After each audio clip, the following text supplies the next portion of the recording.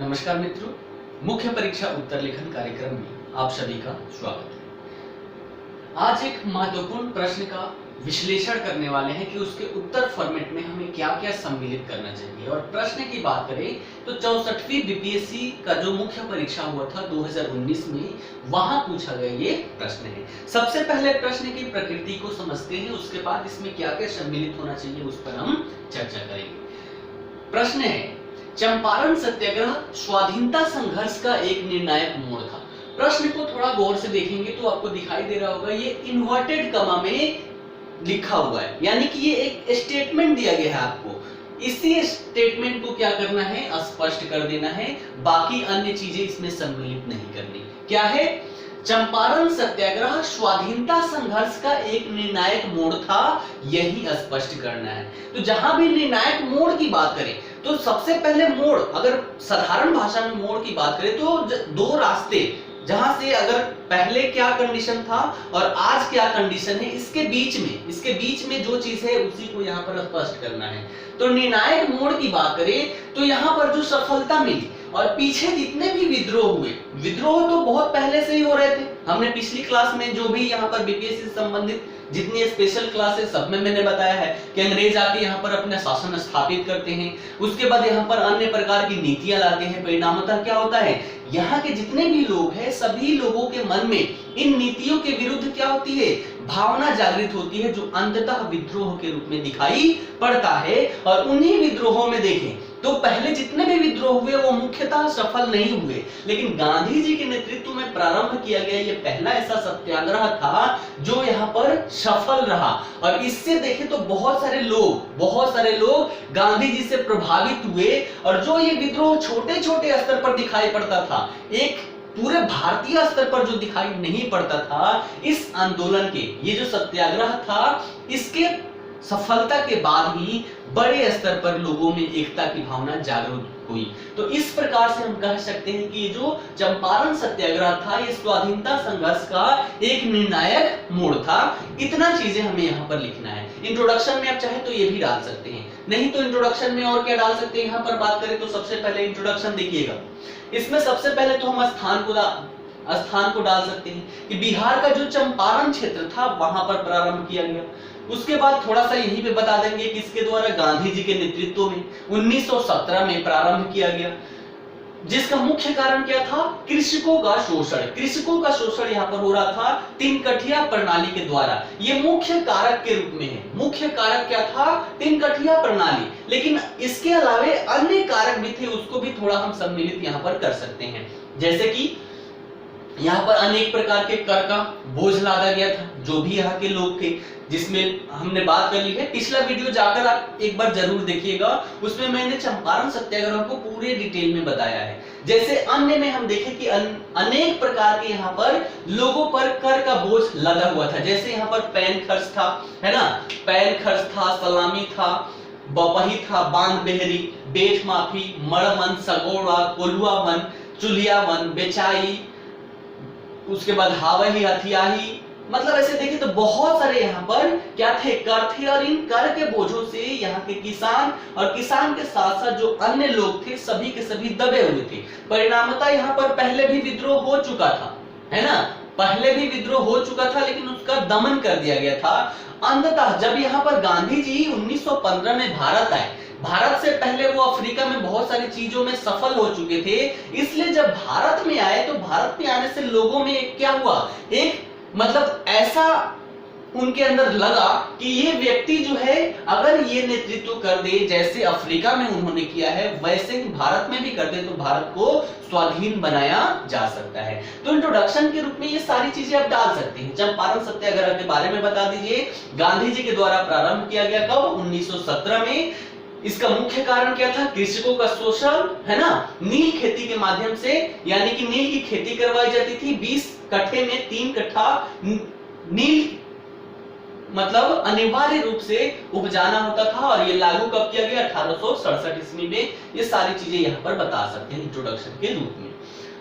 अब आते हैं मुख्य भाग के रूप में, है ना। मुख्य भाग के रूप में हम क्या क्या लिखेंगे, तो चंपारण सत्याग्रह स्वाधीनता संघर्ष का एक निर्णायक मोड़ था, ये प्रश्न है। और इसके आधार पर हम मुख्य भाग को यहाँ पर सम्मिलित करेंगे।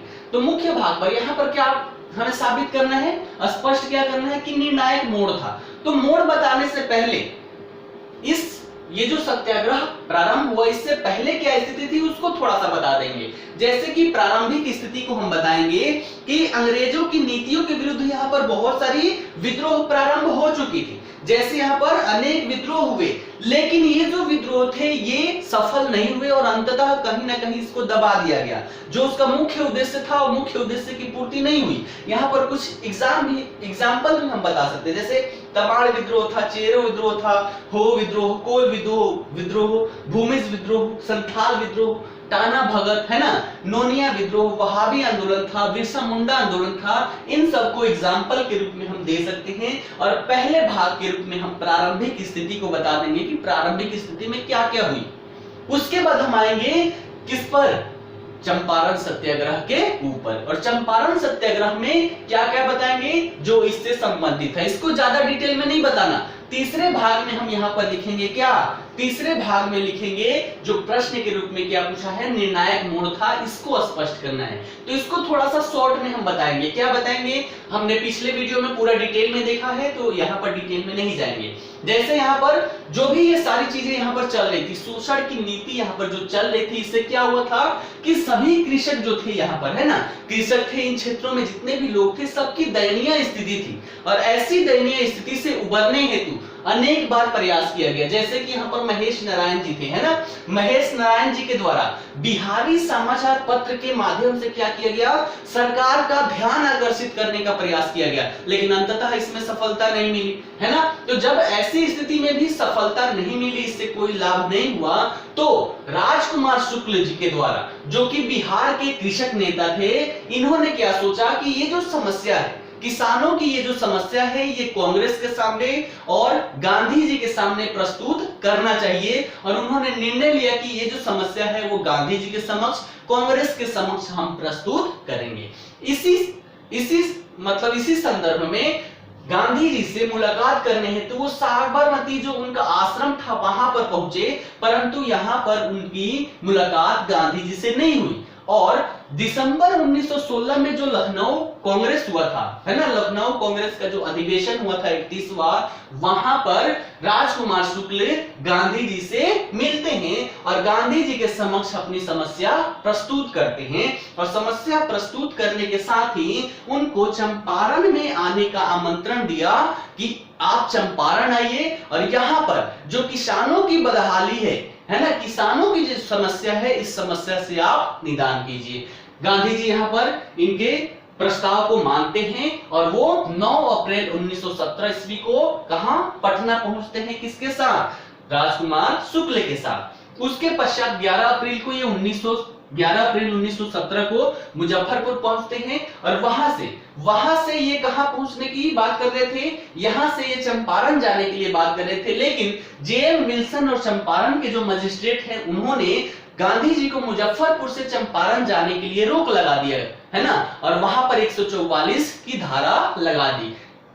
परंतु फिर भी गांधी जी 144 का उल्लंघन करते हुए अन्य क्षेत्रों में गए, भ्रमण किए, लोगों को इकट्ठा किए। इससे क्या हुआ, इनकी बातों से लोगों में इनकी लोकप्रियता बढ़ी, है ना, लोकप्रियता बढ़ी, भीड़ बढ़ते गई और भीड़ बड़े स्तर पर यहाँ पर बढ़ गई। इससे क्या हुआ, अंततः क्या हुआ, अंततः अंग्रेज इन सभी नीतियों को समाप्त किए और वहां पर जो भी समस्या थी, तीन कठिया प्रणाली था, इसको उन्हें समाप्त करना पड़ा। इन सबको हम थोड़ा सा शॉर्ट में लिखेंगे, ज्यादा डिटेल में नहीं लिखेंगे, ठीक है। भाग 2 में क्या लिखेंगे, भाग 2 में अब हम क्या लिखेंगे कि ये जो हमारा सत्याग्रह था, चंपारण सत्याग्रह, ये एक निर्णायक मोड़ था, कैसे इसको हम स्पष्ट करेंगे।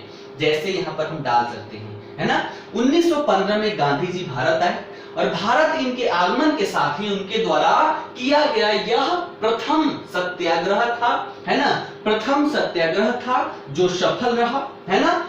और इस सफलता के साथ ही गांधी जी भारत में एक राष्ट्रीय नेता के रूप में स्थापित हो गए, है ना, गांधी जी भारत में एक राष्ट्रीय नेता के रूप में स्थापित हो गए। अब इससे क्या हुआ, यहाँ पर जो सफलता मिली, इससे क्या हुआ, इसी को हमें यहाँ पर बताना है। जैसे यहाँ पर हम देखें, बहुत सारी चीजें बता सकते हैं। जैसे इसके बाद से गांधी जी के द्वारा क्या हुआ, हिंदू मुस्लिम एकता में भी महत्वपूर्ण रोल निभाया गया।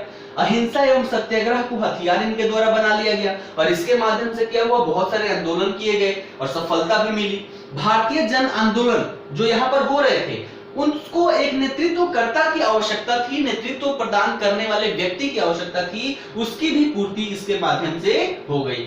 उसके बाद हम यहाँ पर दिखा सकते हैं कि जो भी स्वतंत्रता आंदोलन था, स्वतंत्रता आंदोलनों का मार्गदर्शक के रूप में भी इन्होंने महत्वपूर्ण भूमिका निभाई और अंततः हम बोल सकते हैं कि इसी के माध्यम से ये जो चंपारण सत्याग्रह था, चंपारण सत्याग्रह के माध्यम से ही भारत में गांधी युग की शुरुआत हुई। तो इन सारे पॉइंट पर हम क्या कर सकते हैं, अंतिम भाग लिख सकते हैं, तब जाके हमारा उत्तर क्या होगा, कंप्लीट होगा।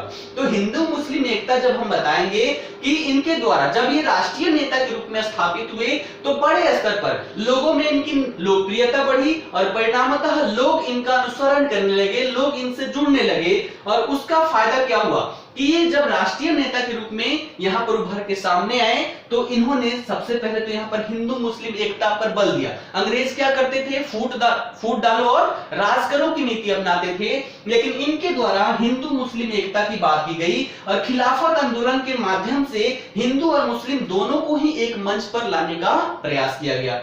ये भी एक महत्वपूर्ण भूमिका लिख सकते हैं।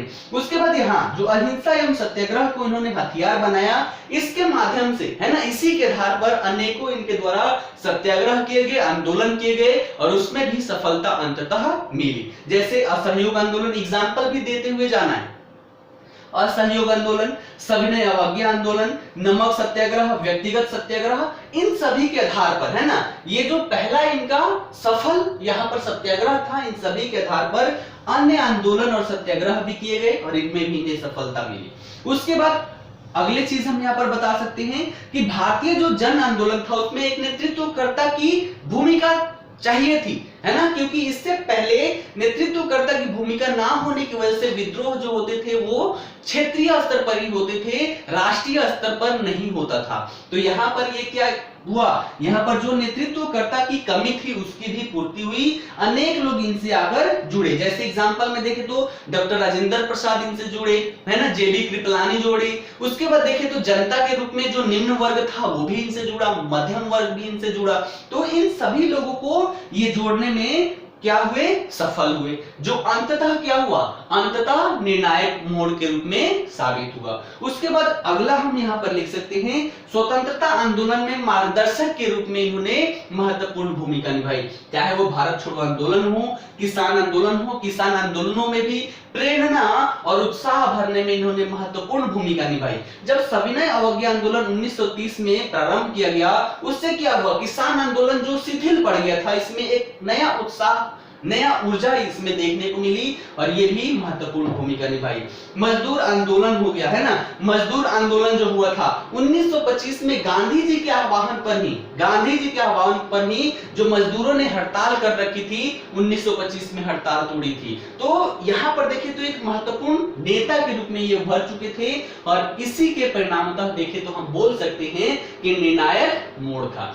चंपारण सत्याग्रह जो था वो स्वाधीनता संघर्ष का एक निर्णायक मोड़ था। पहले जो असफलता मिल रही थी अब बार बार क्या हो रहे हैं, सफल हो रहे हैं और अंततः हम समाप्ति कर सकते हैं गांधी युग की शुरुआत को बोलकर कि ये जो हमारा सत्याग्रह था, चंपारण सत्याग्रह, इसके माध्यम से ही भारत में जो अंग्रेजी युग थी, अंग्रेजी युग को समाप्त करके यहाँ पर गांधी युग की शुरुआत होती है, जो अंततः हमें आजादी देने में महत्वपूर्ण भूमिका निभाती है। तो इस प्रकार से आप क्या कर सकते हैं, उत्तर को लिख सकते हैं। और इसके अलावा बहुत सारे लोगों ने जो उत्तर लिखा है उसमें बहुत सारी चीजें ऐसी भी है जो वहां पर सम्मिलित नहीं किया जाना चाहिए। गाइड में जो हमारा गाइड में दे रखा है कि इसका उत्तर क्या होना चाहिए, है ना, हल प्रश्न पत्र होते हैं, उसमें जो उत्तर दिए होते हैं वो उतने एक्यूरेट नहीं होते।